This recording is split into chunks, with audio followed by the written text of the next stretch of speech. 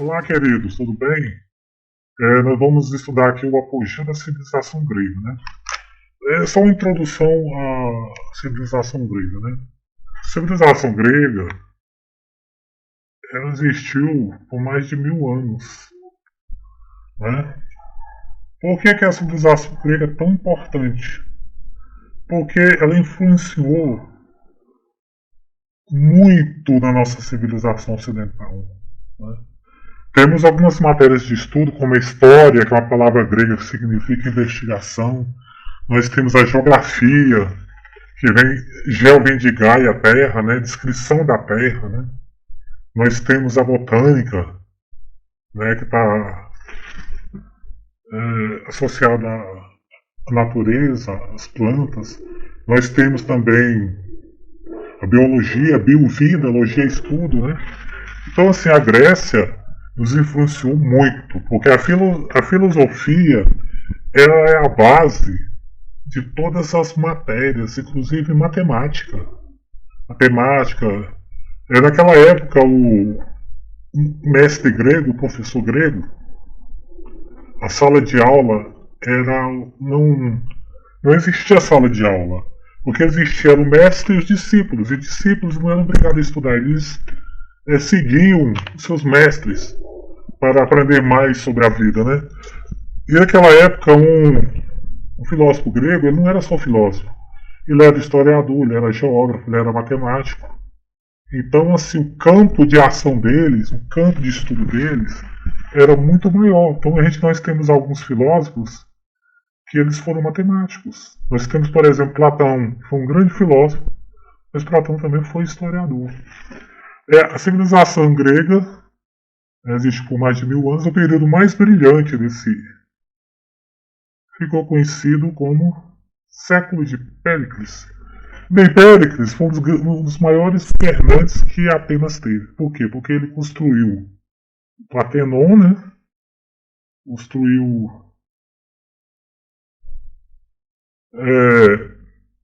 grandes obras, estátua, né? Grandes templos. Ele construiu também pistas de corridas, né, para a Olimpíada. Então, pessoal, assim, muitas coisas que nós temos vieram dos gregos, as Olimpíadas mesmo vieram deles.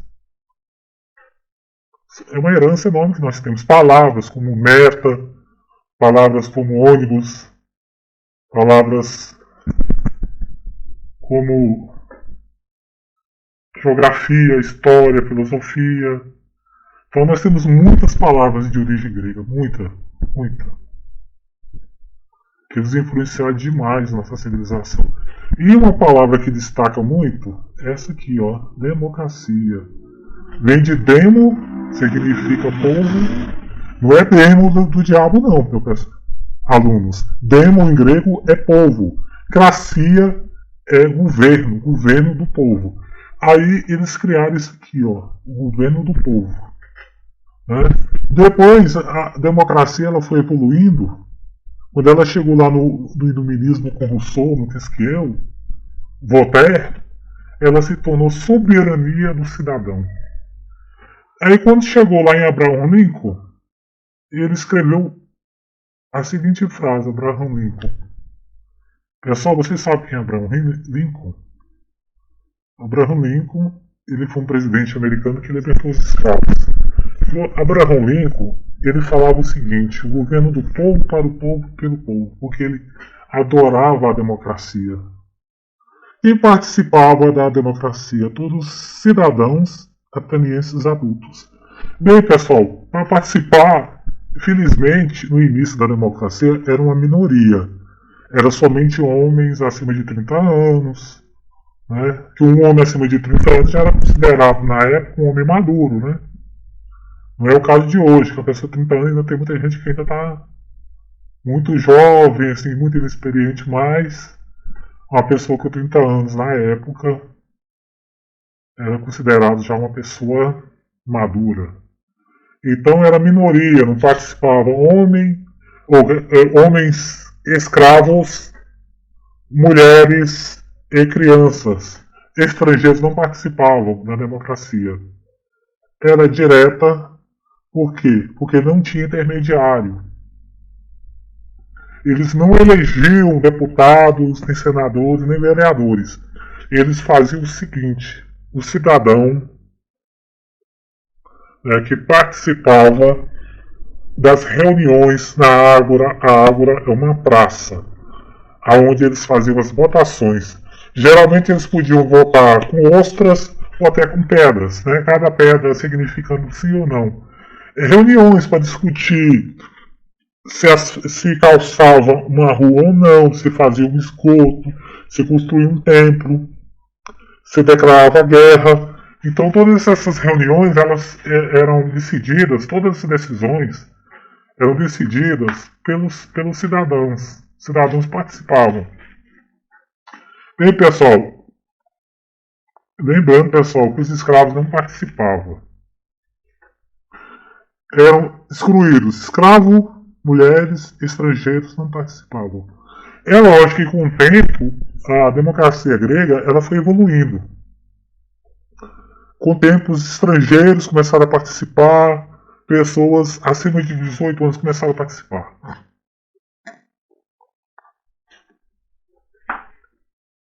Bem, característica, democracia direta, eu já expliquei que eles não tinham intermediário, não tinha que colocar um deputado, um vereador, um senador para decidir por eles.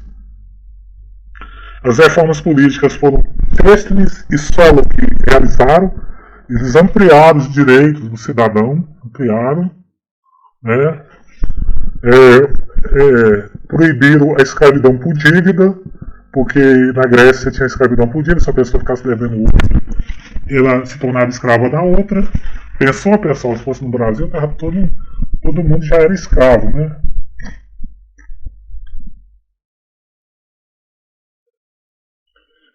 Eles tinham uma constituição, pessoal, interessante, a constituição, código de leis, que regia as leis da cidade. Cada cidade grega, Grécia não era um país na época, Grécia era uma região onde existia várias cidades e estados, cidades com autonomia política.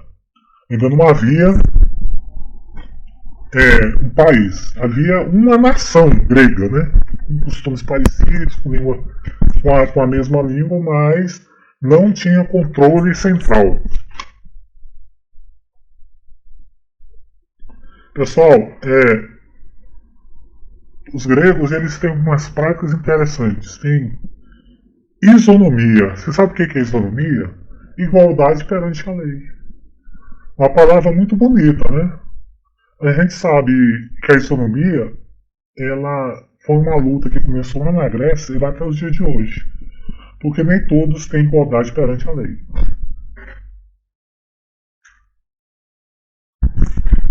Isocracia. Isocracia era igualdade de acesso aos cargos públicos. É o seguinte, pessoal, para evitar que um grupo, uma panelinha, dominasse os cargos públicos, os cargos públicos eram divididos entre os bairros da cidade. Então, toda a cidade participava, aos cargos públicos, pessoal? Lembrando que os cargos públicos aqui na época, pessoal, eles eram um cargo, como é que eu falo, de prestígio. Não era um cargo como é hoje, que o funcionário público é funcionário do Estado. Não, era um cargo de prestígio. A pessoa ia tomar a frente de algumas obras e ajudar, porque o cidadão na Grécia, como ele tinha escravos, o cidadão na Grécia ele não tinha necessidade de trabalhar, ele tinha escravos para trabalhar por ele. E, pessoal, igualdade para falar nas assembleias, nas reuniões, se chama iseguria. A iseguria, pessoal, qualquer pessoa podia subir em cima do palanque lá e expor sua opinião. O Estado de Direito, a pessoa tinha direito a uma opinião política. A iseguria hoje ela não existe mais. Por quê? Porque você manda uma pessoa te representar e essa pessoa fala lá em cima, mas muitas vezes você não tem a oportunidade de falar, As pessoas só sobem lá no Congresso ou na Câmara de Deputados, se forem permitidas, senão muitas não podem nem assistir, né? Então a isoguria é uma prática que não foi passada adiante, infelizmente. Mas quando você manifesta a sua opinião política, você está manifestando a isoguria. É direito de voto aos cidadãos atenienses, né? Depois eles incluíram os estrangeiros, né? Vamos ver os termos políticos gregos. Polis. Polis é a cidade. A palavra grega significa cidades. São cidades que eram independentes entre si, chamadas de cidades-estados, que possuíam autonomia administrativa. Político. Pessoal, político era o cidadão que se preocupava com os assuntos da cidade. Era o cidadão que ia lá colocar o que estava acontecendo, as questões, as dificuldades, né, as soluções. Essas decisões eram tomadas em conjunto. Então esse cidadão que ia lá, que era o cidadão comum, ele era chamado de político, porque a palavra político significa pessoa que se preocupa com os assuntos da cidade. É diferente do político de hoje, com C, né? Ágora. Ágora era a praça principal da cidade, onde se decidiam os assuntos, as questões pertinentes à poli por meio de pleito democrático. O pleito, pessoal, é eleição, não através de cédula de papel, mas eles voltavam com pedrinhas. Né? Se a pedrinha branca era sim, a pedrinha preta era não, a concha vermelha era sim, a concha azul não, então eles usavam essas pedrinhas e depois eles faziam uma contagem. Né? O que era decidido pela população era lei. Aqui, pessoal, nós vamos falar aqui que existe uma sociedade escravista. Significa o que, pessoal, essa sociedade escravista? Significa que era uma sociedade que usava o trabalho escravo, escravagista. O sistema econômico deles era chamado escravismo.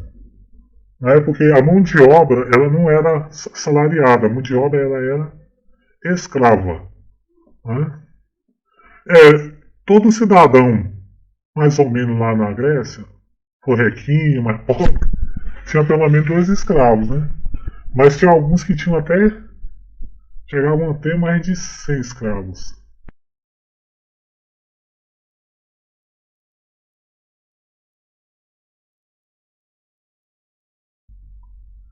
As condições para a escravidão era a pirataria. Os gregos eram grandes navegantes, eles capturavam pessoas em outras regiões para vendê-las como escravos. Prisioneiros de guerra, um costume também que tinha muito em Roma, né? E no mundo antigo, nas civilizações antigas, os prisioneiros de guerra, né? Eles eram transformados em escravos, aqueles que sobreviviam. E pessoas endividadas. Não sei se vocês sabiam, mas a escravidão ela nasceu no meio da família. Porque geralmente o filho mais velho, primogênito, ele herdava todas as propriedades, herdava as terras, e os demais irmãos tinham que trabalhar para ele. Acontecia que alguns irmãos ficavam devendo e muitas vezes entregavam a esposa, os filhos ou até ele mesmo, né, na escravidão.